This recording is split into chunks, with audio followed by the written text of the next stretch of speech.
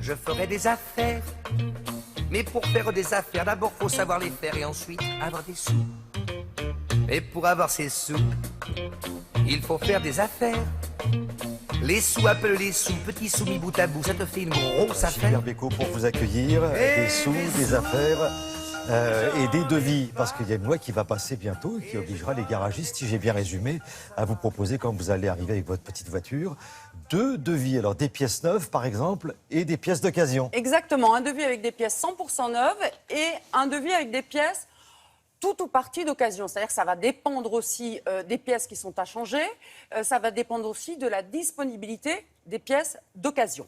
Alors l'intérêt, il est double. Il est évidemment écologique puisque certains éléments de la voiture vont avoir une seconde vie, et il est évidemment économique puisque les pièces varient en fonction de la rareté, mais on peut avoir entre 50 et 70% de réduction sur les pièces. Et puis, ça permet aussi de sauver éventuellement des voitures qui n'auraient pas été réparées en cas d'accident parce que la valeur de la voiture est inférieure au prix des réparations. Eh bien, en utilisant des pièces d'occasion, la voiture pourra continuer à rouler. Donc, d'où viennent ces pièces? Est-ce qu'on peut utiliser toutes les pièces? Eh bien, je vous propose de découvrir la réponse en images.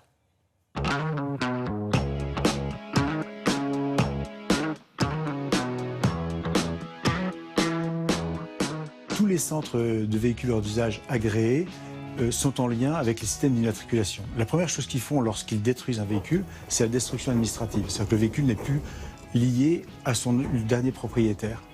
Pour toutes les pièces que nous démontons, il y a des codes barres qui vont permettre de savoir rattacher cette pièce au véhicule sur lequel elle a été démontée et par définition savoir quelle en est sa provenance. Donc nous garantissons bien sûr la traçabilité, la provenance des pièces et surtout leur fonctionnalité. Là, c'est le cœur du métier des centres véhicules hors d'usage agréés. C'est donc d'expertiser ces véhicules, de vérifier quelles sont les pièces qui sont encore utilisables, donc on va les réemployer et destinées donc à être mises sur un autre véhicule en pièces d'occasion. Par définition, toutes les pièces qui composent un véhicule pourraient être réemployées. On exclut des pièces de sécurité, on va exclure des pièces d'usure, mais typiquement des pièces de peau, ce qu'on appelle donc la carrosserie des véhicules, sont facilement réemployables. Et on peut le faire également avec des moteurs, après avoir fait des tests, des analyses d'huile, pour le remettre en circulation sur le marché. Il y a environ 4 contrôles. Le premier à l'expertise du véhicule, le deuxième nous faisant un contrôle de la pièce au moment du démontage, au moment de la mise en stock, et enfin, ultime contrôle, c'est au moment de l'expédition de cette pièce. Nous appliquons une garantie d'1 an sur les pièces vendues en occasion.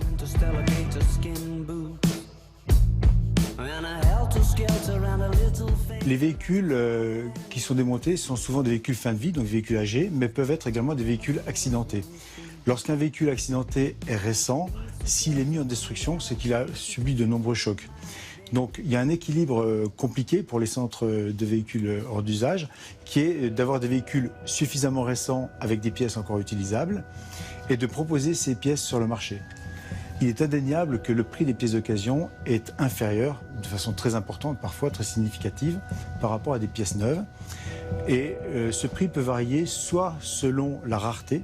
Donc sur certains véhicules, effectivement, on va avoir peu de pièces, donc elles vont être un peu plus chères, mais également par rapport à l'âge du véhicule ou à son kilométrage.